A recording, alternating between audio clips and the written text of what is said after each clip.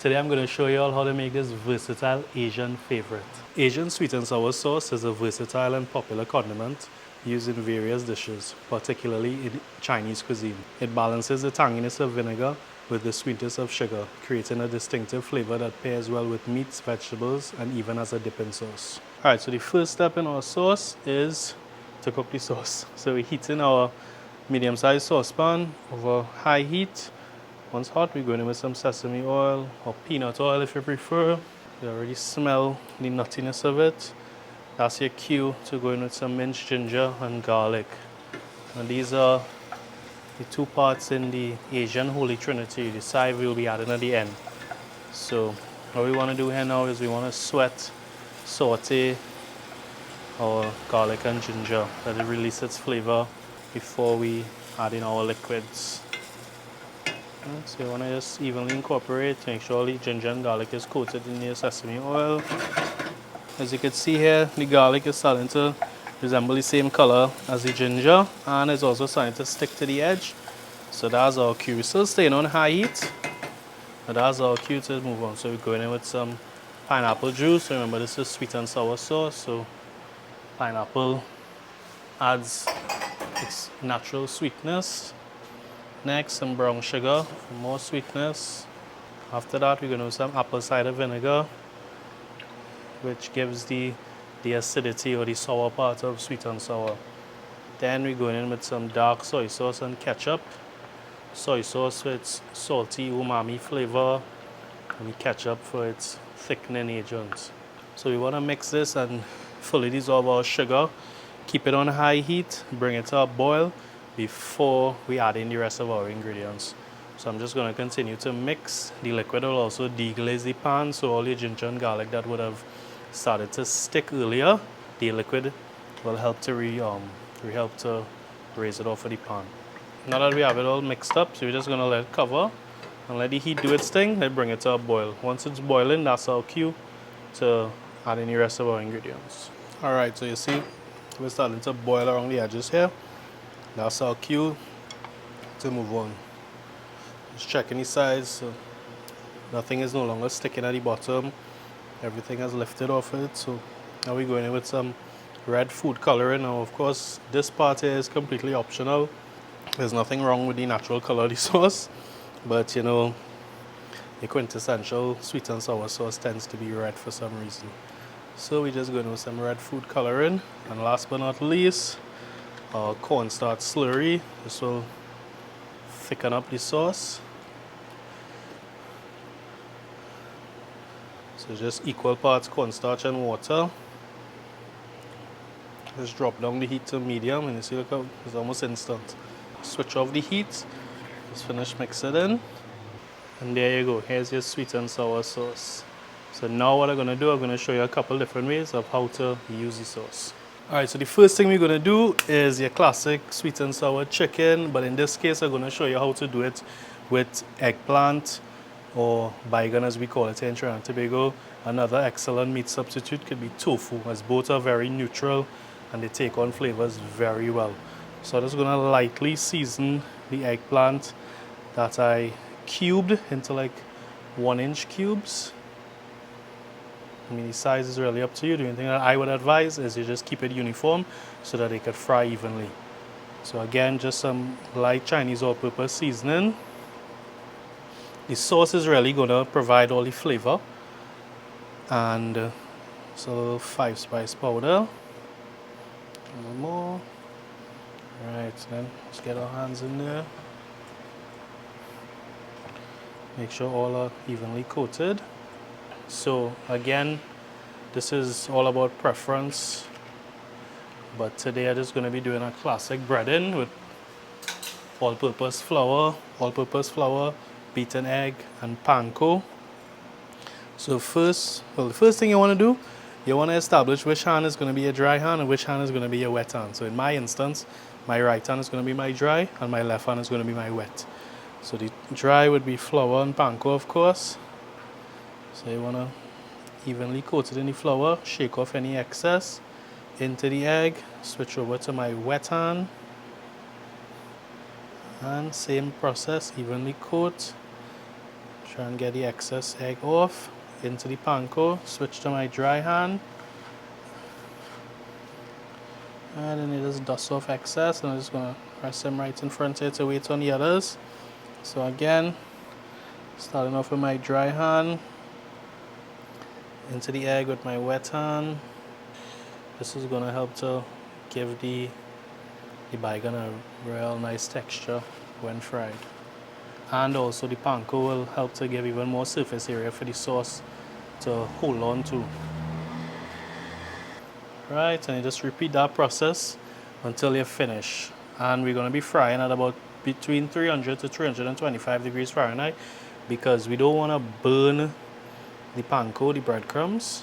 This is a quick fry. All right, so we're just gonna finish up bread the rest of our eggplant cubes and then fry. All right, so just check our oil. So you see right at 318 Fahrenheit. So as I said, right between 300 to 325 because we don't want to burn. This is a quick fry. So we're going straight into the oil.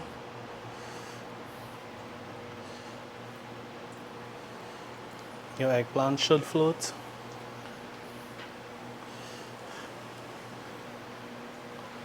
And halfway through, you'll just have to turn it. Let's make sure we have even cooking and coloring. All right, so it's time to turn our eggplant. So you see, this is the color we're looking for here, a light golden brown color. The idea here is really just want to cook the eggplant because it's going to take the color of the sauce anyway. But at the same time, we definitely don't want to burn or overcook the eggplant. Some of them may want to roll back over. You can just play with them a little bit and they should turn over. And before we turn, it took about 90 seconds. And to finish, it'll probably take about another 60 seconds. So it's a very quick process. Once that's done, you just take it out of the oil, drain off, allow the excess oil to drain off. And then we're just going to toss in our sweet and sour sauce. Alright, so now that the excess oil has drained off, we're just going to toss it in a little bit of our sweet and sour sauce. Actually, let me bring a knife just to show you all, for you all to hear, how crunchy the eggplant is. Yeah, so you're just going to toss it. You see the color.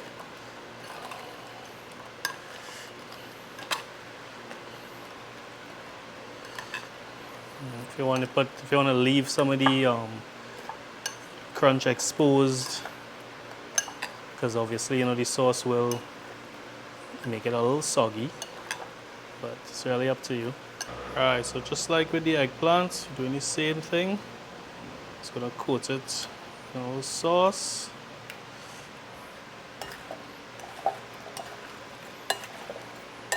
I'm not sure if you're hearing that, but the same texture, very crunchy. Just like the eggplants. That's thanks to the panko. Alright, so now we're going to make a classic stir-fried pork and we're going to toss it in our sweet and sour sauce. So the first step, we have a very hot wok. We're going with some sesame oil. Get that heated. As I said earlier, when you start to smell the nuttiness of the oil, that's a key indicator that it's heated. So first we're going in with our broccoli florets, some rondelle carrots, and some cubed cabbage and onion. We're going to toss this to coat it in the sesame oil. And we want to braise these vegetables. Use the heat to our advantage and let them break down the vegetables, soften them up, allow them to absorb flavors. Alright, so now that all the vegetables are coated, I'm just going to cover it and let the heat do its thing. Heat is going to soften the vegetables, open up the pores in the vegetables, allow it to break down, absorb the flavors of the sesame oil and the other ingredients. So we're just going to let this cook covered for about 90 seconds. Alright, so it's been about 90 seconds, so let's uncover. This is the song we want to hear. We want that little char, we want that little burn. That's what we're looking for. Now, all these ingredients here today cook at different times, which is why it's always best to start with the ones that take the longest. So the carrots, the broccoli, Yeah. So now that it's probably about halfway through, we're going in with our strips of pork, our cubed sweet peppers, and pineapple strips. Give that a mix.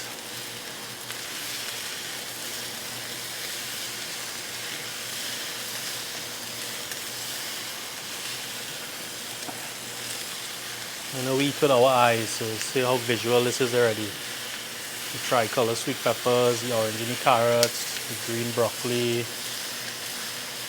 Alright, now that that's mixed, we're gonna start to season now. First we're going in with some Chinese all-purpose seasoning and some 5-spice powder. Keeping the seasoning light because again, that's the purpose of the sauce. The sauce is the real flavor driver here. And then some freshly minced garlic and ginger. We don't want to add that in too early because we don't want to burn the garlic. And we want to take full advantage of the ginger and garlic's aroma. Yeah. So now we just want to keep tossing and allow all the ingredients to fully cook. Pork is something that does not take long to cook, especially when it's cut into these thin strips like this. Still, we're staying on high heat because we want to braise or develop some color and texture. Let me show you to see how the pork is already developing that golden color. That's what we want. That's going to just help to further develop the flavor in our stir fry. And the last thing we're going to do when it's fully cooked is switch off the heat and add in our sweet and sour sauce. Now, of course, you could eat this just as is. You don't have to add sauce to it. Yeah. Alright, so you can see our pork is more or less finished here. You can see further development in color. And all the ingredients are more or less soft. Let's check the carrot here. So you see I'm easy to paste through it. I'm able to paste through it, sorry. But we still want that bite. You know, we don't want to be eating mush. We have teeth, so we could chew. Yeah? Alright, so now what we're going to do now, switch off the heat. Just going to add in some of our sauce. Now, I mean, you could add in as much sauce as you want. You know? It's really up to you. I like to keep it light. Just kind of use the sauce to bring everything together. And also you don't want to hide all the colors. Oh yeah, so that's lovely. Oh yeah. And then let me just finish it. So I'm going to start it and finish it with the same thing. We started with some sesame oil. We're just going to finish with some sesame seeds. Or if you want to toast the sesame seeds, you can do that as well. Alright, so now we're going to be making some shrimp wontons to enjoy with the sweet and sour sauce as a sauce. So the first thing we're going to do is braise the vegetables. So no oil, just a very hot wok. Strips of carrot, cabbage. Just that alone first. Just going to give this a little mix. And just as with the stir-fried pork, we want the heat to do most of the work for us here. We want it to break down the vegetables, open up the pores, soften them up. Yeah, so over high heat, we're just going to have to stir occasionally. The last ingredient are some strips of sweet peppers, but we're not going to add this in just yet. We're going to add this in probably like halfway through the cooking process, because this is a lot softer than the carrots and cabbage. Alright, so we're about halfway through here. So you see we're starting to develop some color, which is what we want. You see the colors in the cabbage and carrots have changed. They've gone from a dull color to a much more vibrant color. Now, of course, traditionally you would season this, flavor it, but because the sauce is packed with so much flavor, we don't really need to do that. So what we're going to do now is we're just going to add in our sweet peppers. Give that a good toss to incorporate. And remember too, we're not cooking these vegetables all the way through because they are going to be fried in the spring roll wrapper, which is another cooking process, so we don't want to cook it twice. So I would say we want to cook it about 80% of the way and let it finish in the oil. Yeah. We're just going to give it a light, very light seasoning with some all-purpose, Chinese all-purpose seasoning.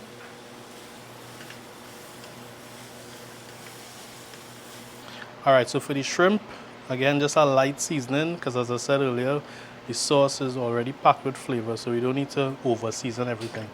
So just a light seasoning, some Chinese all-purpose seasoning.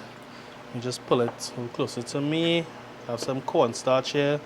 And the cornstarch is gonna give the shrimp that extra crispy texture. It's not gonna be as golden brown as you normally associate, that golden brown color you normally associate with fried food. It's more of a lighter color, but the texture is extremely crispy. And for this one, you want to fry this at a relatively high heat, 350, 360, because this is shrimp. This is going to fry in a matter of minutes, very quick. Just give it a light coating. Shrimp was already butterflied and deveined, or I should say like somewhat butterflied. It wasn't butterflied all the way through because we want the shrimp to lie down well in the spring roll wrapper with our veggies. Just a light coating of cornstarch and a quick fry in regular vegetable oil at about 350 degrees Fahrenheit, 360. Alright, so you can see we are 347 degrees Fahrenheit. So by the time we talk, press this down, pick up the shrimp, we'll be well at 350. So straight into the oil we go in and shake off any excess cornstarch. Try to start with the ones you put on the plate first.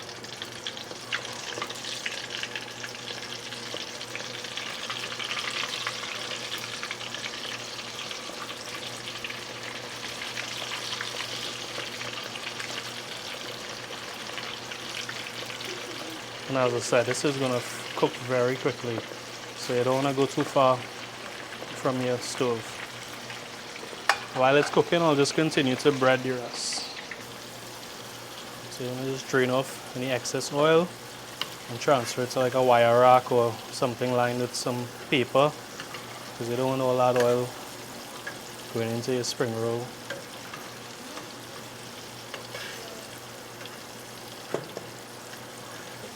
Alright, so while the rest of the shrimp is frying, we could go ahead and start to build or assemble our spring rolls. So first we just starting off with some of the veggies, and this is one of the reasons why all the veggies were cut into strips like that, just for even distribution. Makes assembling our spring rolls a lot easier. So you want to do this tucking the sides. You can just press them down on either side. And then fold in. And with the next one, I'll show you another way to do it too. Right, I'm just taking a little cornstarch slurry here, just to act as glue. Paste it all along the edges. Then you just tuck and fold.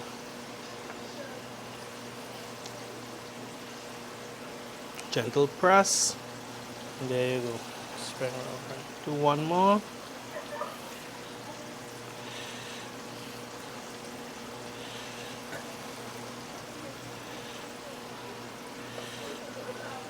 Alright, so we could show you a different way. Cornstarch slurry. Just get all the edges. Just to be extra safe, especially if it's your first time doing this. Spread this on all the edges. And you fold. So you get one. And you could fold and roll. One roll. And then take the sides, bring them in. And then continue to roll. Gentle press. Spring roll 2. Alright, so let's check our shrimp while we're here. Oh yeah, these are ready.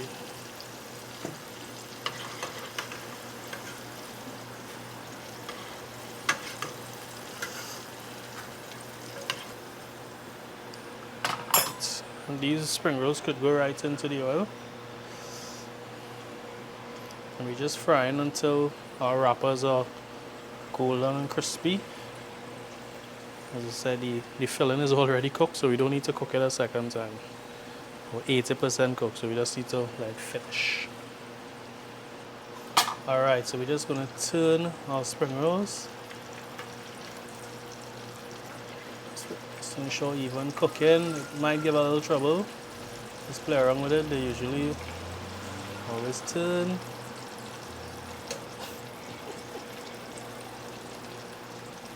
Or if you don't want to turn, you could just do this.